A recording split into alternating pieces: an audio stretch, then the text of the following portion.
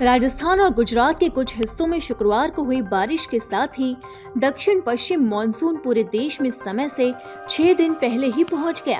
केरल में भी सामान्य समय 1 जून से 3 दिन पहले ही 29 मई को मानसून की एंट्री हो गई थी। वहीं भारतीय मौसम विभाग के मुताबिक दक्षिण पश्चिम मानसून के पूरे देश में पहुंचने की समय अवधि 8 जुलाई है।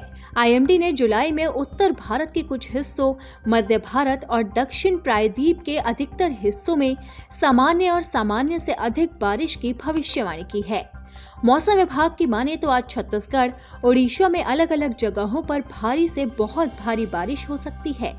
इसके साथ ही हिमाचल प्रदेश, उत्तराखंड, पूर्वी मध्य प्रदेश, बिहार, झारखंड, गंगीय पश्चिम बंगाल, असम और मेघालय में अलग अलग जगहों पर भारी बारिश होने की संभावना है।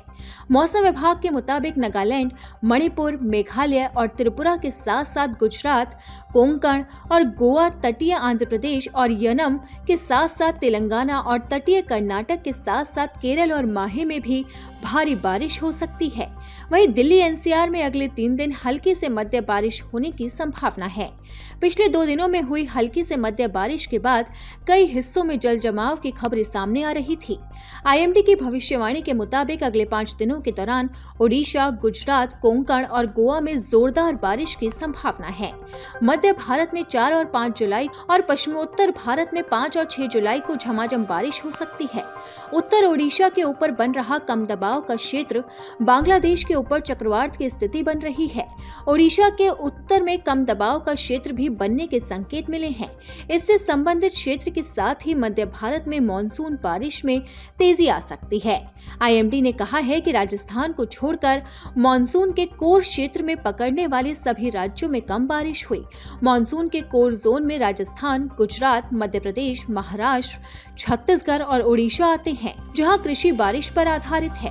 विभाग के अनुसार 2 जुलाई तक गुजरात में दीर्घकालिक औसत यानी कि एलपीए से 37% कम बारिश हुई। इसी तरह उड़ीसा में 34, महाराष्ट्र में 25, छत्तीसगढ़ में 25 और मध्य प्रदेश में 15% तक कम बारिश दर्ज की गई। जबकि राजस्थान में एलपीए से 33% ज्यादा बारिश हुई।